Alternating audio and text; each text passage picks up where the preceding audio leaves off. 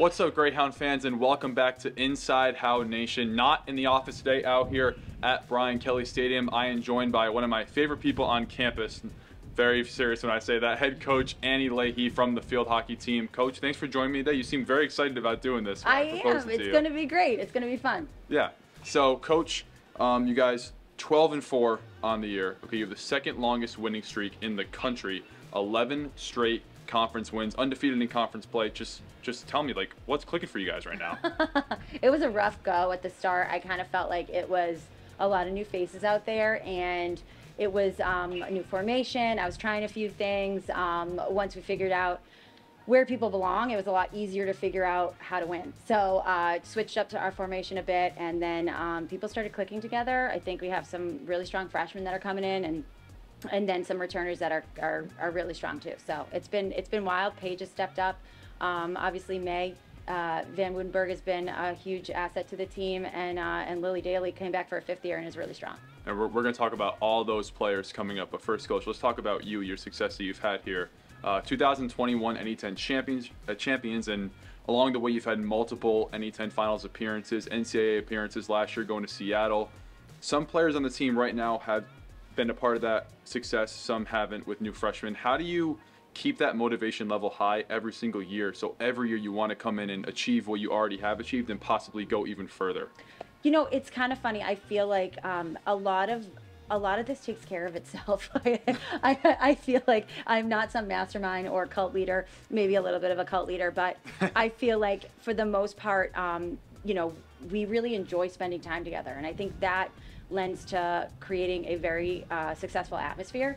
And I feel like the girls from the top down are ready. They want to live up to what the teams have done in the past, and honestly, it's just they love working hard. They make it so easy for me to do my job that it's not too difficult. She's so humble, guys. She's so humble. These individuals that you talked about, so many contributors over the field this year. Lily Daly leading the team in points. You have Mia Salah right behind her. May Van Woudenberg, Callie Beauparlant running the midfield. Just for all those guys, like, what is so special about them that they have this success so far this year?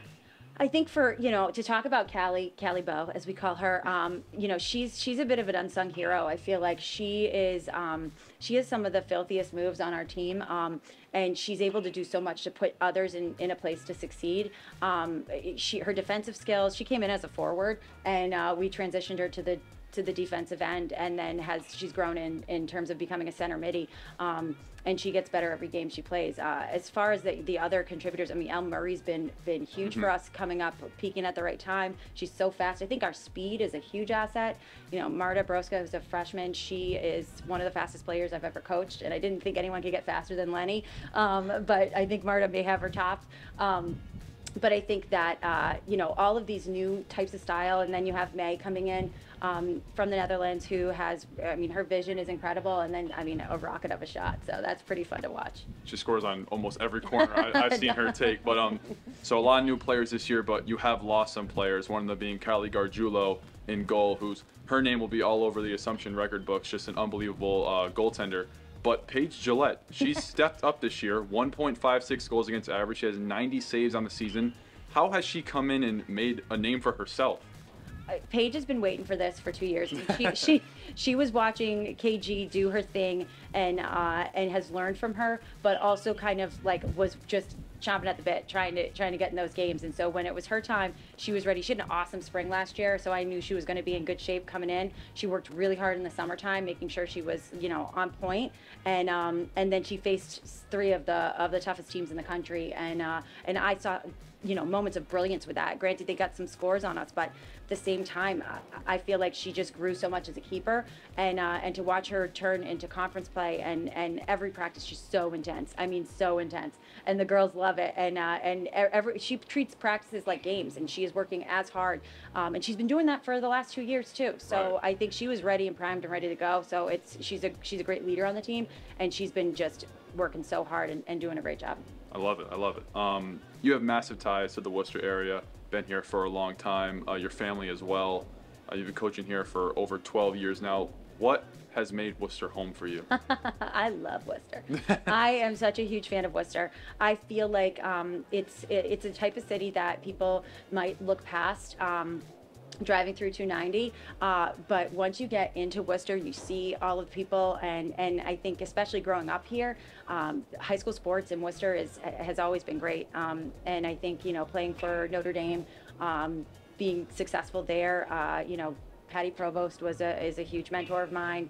Ed Savage, who's my softball coach, phenomenal. I played, for them. I did play basketball as well. Not many people know that I played basketball, but I didn't know that. I think I fouled out of the most games in program history there. And I started my sophomore year. I was a starter there. Look at that. I know. Multi-sport athlete yes. over here. But yeah, I feel like, my family, my dad's been here forever. My mom actually is from New Hampshire, and she loves Worcester. She's been here since I was born. So it's great to have my whole family back here. My husband, Kevin Genetic, shout out. Yes, shout out to Kevin. He has been, a phenomenal athlete. I knew about who he was in high school just because of his sports career. And then he's in the Hall of Fame at Worcester State, and at Holy Name. Well, the former Holy Name, now St. Paul's, but still. There you go. And look at Worcester too. Come on, it's beautiful, guys, especially in the fall. Yes. So that last bit helped me a bit. You played basketball. I also have you played field hockey, obviously, and softball. If you could go back and play another sport, what would it be?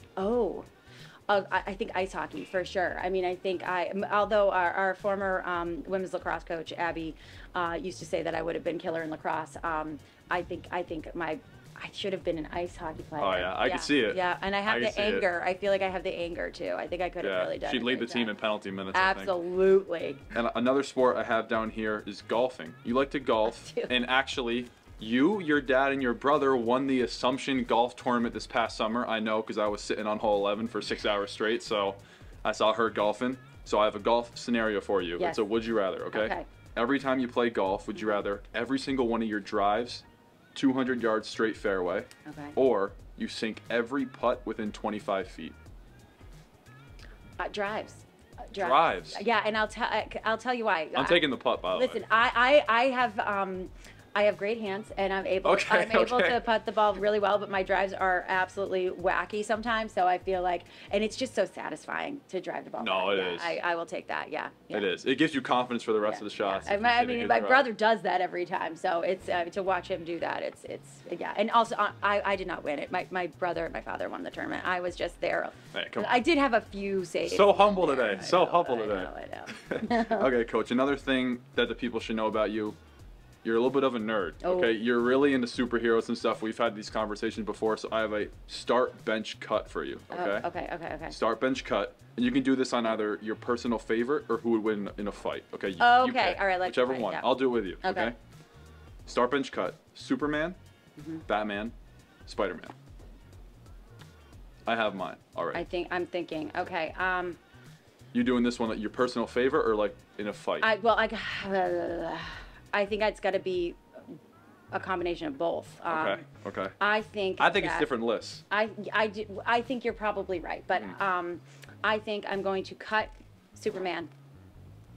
I'm going to start Spider-Man. I'm going to bench Batman. That's my list. Really? That's my list. Yes. For the personal one, that's my list. In a fight, I think Superman beats everyone. Yes. And then Spider-Man, and then Batman, because he's just a human. Exactly. So. Exactly. He's just a human. Yeah. Not only a field hockey expert, she's a comic book expert as well. Last question, Coach. Just give me one word to describe this team right now. Gritty. They are so gritty. They work so hard.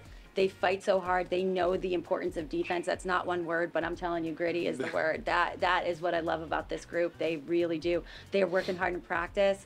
They know the importance of it, and they are fighters. So they are grit. Grit is the word for Assumption Field Hockey. Coach, that was a pleasure. That was a lot of fun. Thank you for doing this with me. It's always great to talk to you. And everyone, thank you for watching. We'll see you on the next episode of Inside Hound Nation.